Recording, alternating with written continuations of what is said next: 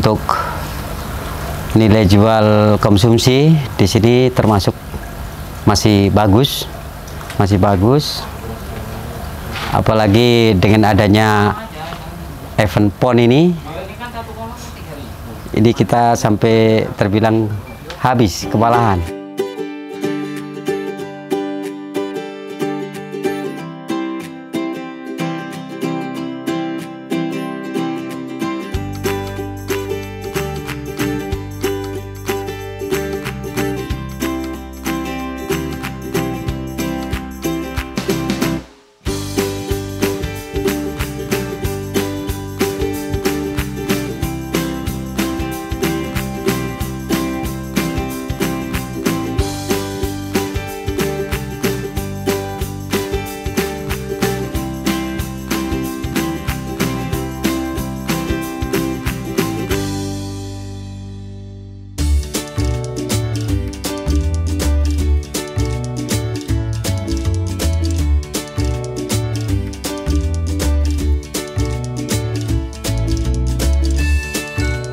Selamat siang sahabat aquaculture sekalian.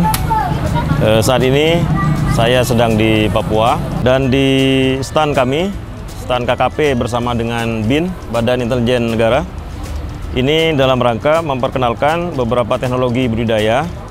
Yang pertama adalah teknologi budidaya untuk ikan nila dengan teknologi bioflok. Kemudian ada juga serak, kemudian ada ikan lele dengan teknologi bioflok. Di teknologi bioflok ini sebenarnya bukan hanya untuk tawar.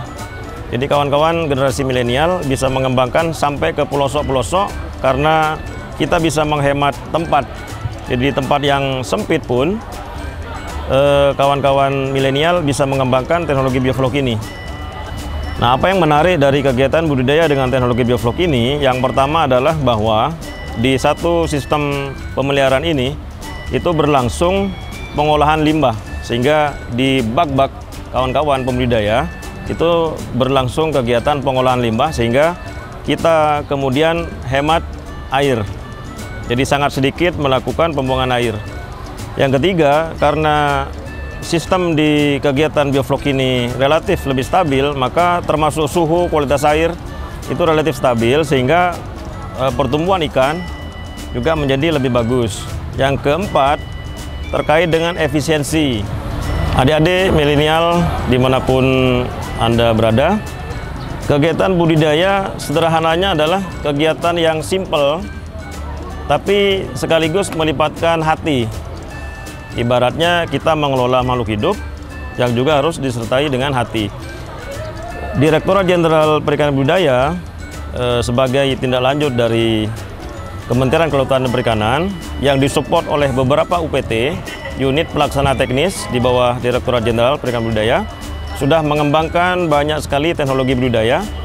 Ada yang disebut dengan teknologi bioflok, ada yang disebut dengan teknologi pembenihan, ada yang disebut dengan teknologi khusus pembesaran.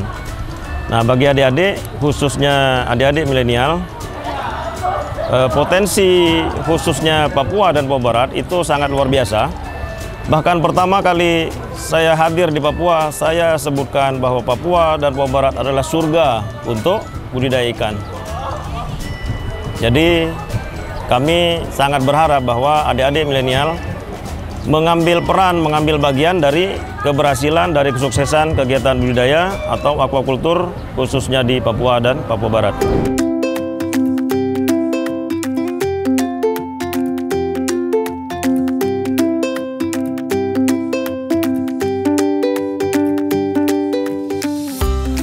Assalamualaikum warahmatullahi wabarakatuh. Perkenalkan, nama saya Bapak Angadiman dari Pokdakan Kombajaya, Kampung Kombah, Desa Yobeh, Sentani, Kabupaten Jayapura, Papua. Awalnya saya mulai terjun di budidaya ikan lele ini dari tahun 2012. Ya, akhirnya pada 2017 dari KKP datang dan menawarkan bioflok ini. Terus terang kami sebagai petani yang awalnya kita secara biasa, kita berubah menjadi dengan cara bioflok yang menurut kami memang sangat membantu dari segi teknologi atau cara budidayanya yang memang lain dengan kita yang dulu. Di sini kita belajar banyak. Di Bioflok ini kita jadi tahu lebih banyak ilmunya, dan disitulah kita bentuk kelompok Kombajaya yang beranggotakan 11 orang. Memang di tahun 2017-18 ya kami selaku petani mewakili dari teman-teman dari Pokdakan Kombajaya, kami mengucapkan banyak terima kasih kepada Kementerian Kelautan dan Perikanan, juga Balai Besar Benian Sukabumi yang telah memberi bantuan kepada kita dan memberikan informasi tentang ilmu bagaimana berbudidaya yang baik dan benar. Ya, ini kalau dibandingkan dengan dulu waktu kita awal-awal belum mengenal Bioflok. Kalau dulu istilahnya dengan kita mungkin dengan sepetan, kita bikin sepetan atau dengan cor beton, ya kita belum mengenal macam aerasi apa segala macam, kita belum tahu. Kita baru belajar otodidak saja, belajar sebisa kita. Dengan adanya Bioflok ini, satu di situ untuk pakan kita lebih hemat juga di pakan. Karena di situ istilahnya kotoran yang itu bisa dirubah menjadi Bioflok itu kan. Nah, di situ yang istilahnya bisa dimakan lagi oleh lele tersebut.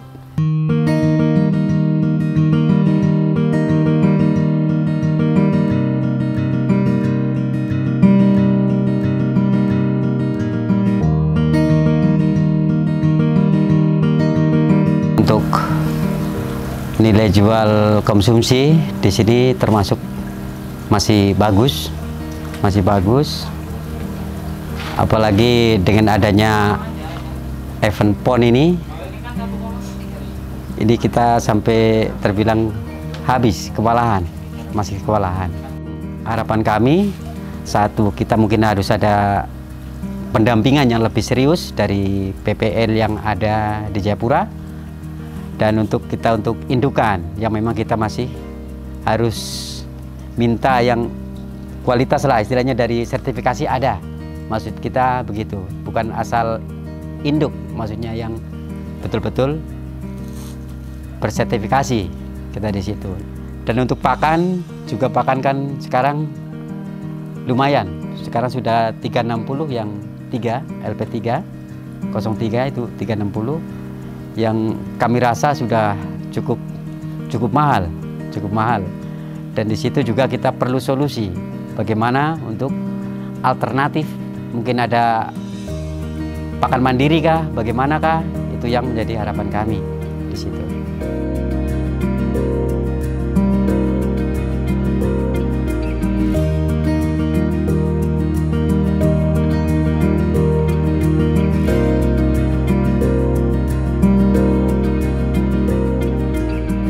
Keuntungan kami dengan adanya Bioflok ini di omset yang waktu itu kita masih pakai beton atau kolam kayu per siklus dengan kapasitas lele 1000. Kalau di kolam beton atau itu kita mampu kasih masuk 1000, omset 1,5 aja per siklus, 1,5 juta.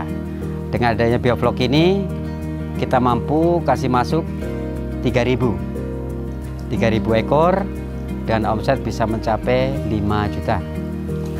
Dan untuk teman-teman yang mau budidaya ikan lele atau nila, semua tidak ada yang tidak mungkin. Kalau kita mau, yang penting kita berusaha, berdoa, insya Allah bisa. Bagi teman-teman, sebilang tadi, yang penting kita satu, berusaha, berdoa, belajar, betul kita bisa.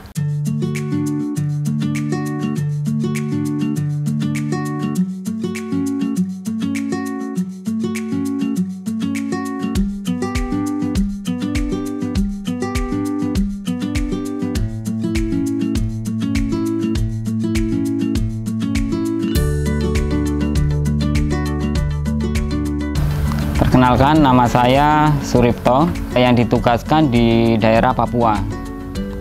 Alhamdulillah dan puji syukur untuk kegiatan kami di Papua sangat besar potensi untuk budidaya, apalagi untuk pengembangan budidaya ikan lele dengan nila. Untuk menjelang PON kemarin kita memang di Porscher usahakan untuk pemenuhan benih, tapi karena terkendala COVID dengan oksigen maka kita agak terhambat untuk di perbenihan. Untuk potensi wilayah Papua, karena kami menaungi 4 kabupaten, itu yang sangat urgent adalah di benih. Benih di Papua ini masih kurang dan posisinya juga masih mahal. Terus baik permintaan benih di Papua sebenarnya untuk kelompok Kombajaya, Kabupaten Jayapura itu satu anggota yang menaungi 10 kelompok itu satu bulannya bisa 100.000 benih yang harus masuk di pembesaran. Itu belum di yang lain-lain. Jadi kami terkendala kadang di benih karena dari pakan alami memang tidak ada. Tapi ya dengan adanya kegiatan bioflok dan pembesaran yang didukung dengan pemerintah, akhirnya kita berusaha di perbenihan bisa mencukupi kebutuhan benih di tingkat pembudidaya. Perkembangan ikan lele di Papua ini sebenarnya sangat pesat sekali. Karena apa? Untuk konsumsi aja di tingkat pedagang kaki lima aja perharinya itu bisa satu pedagang kaki lima itu bisa 5 kilo satu malam. Makanya di sini untuk pengembangan bioflok itu kan untuk menghemat pakan. Jadi kita diprioritaskan itu karena kendala di petani adalah pakan mahal. Jadi kita dengan adanya bioflok ini sedikit menghemat pakan. Untuk antusias warga dengan adanya pengembangan bioflok maupun budidaya yang konvensional itu sebenarnya minatnya sangat tinggi. Cuma kita masih terkendala di Papua adalah benih aja yang terkendala. Kalau untuk yang lain mungkin kita bisa atasi, karena intinya kalau benih ada konsumsi terpenuhi, ketika benih tidak ada ya konsumsi tidak akan terpenuhi. Intinya berpatokan adalah di benih. Sementara di benih kendalanya adalah di pakan alami, cacing sutra yang tidak ada. Gitu. Tapi ketika cacing sutra ada, benih terpenuhi, pasti konsumsi juga akan terpenuhi di Papua. Kalau untuk dari penyuluh sih tetap menyemangati untuk kelompok pembesaran sama pembenihan untuk memenuhi kebutuhan di tingkat pembesaran. Dan Papua walaupun sesulit apapun tetap maju dan semangat. Jangan sampai tertinggal dengan daerah lain.